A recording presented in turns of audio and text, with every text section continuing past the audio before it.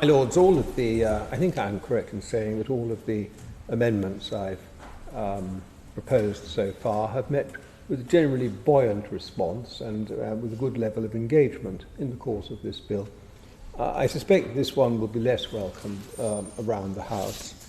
I'm going to speak to amendment number 198. I'm going to speak to it very briefly.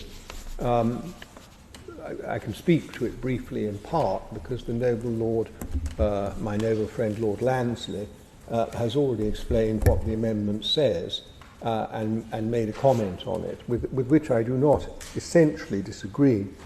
The amendment seeks to establish a vaping and nicotine industry forum so that the government can actually engage with the industry properly.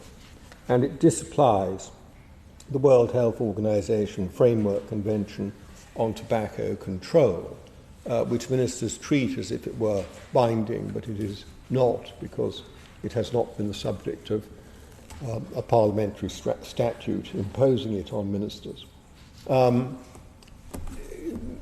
My noble friend Lord Lansley says that that shouldn't be necessary, and I rather agree with him that it shouldn't be necessary, but in fact it is necessary as a matter of practice, because ministers are treating the Framework Convention as being binding and as therefore excluding from their consultation vaping industry firms which are part of tobacco groups, so that they will engage with those firms that are exclusively involved in producing vapes, or at least are involved in producing vapes without being tobacco firms, but they won't with the others.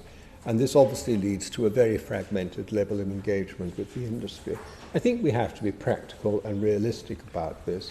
As the tobacco companies transition, and they clearly are transitioning, away from cigarettes into vaping type and e-cigarette type products, I think it's right that the government should start to engage with them indifferently as to their background. So that is what Amendment 198 proposes, and I don't really have to say very much more about it.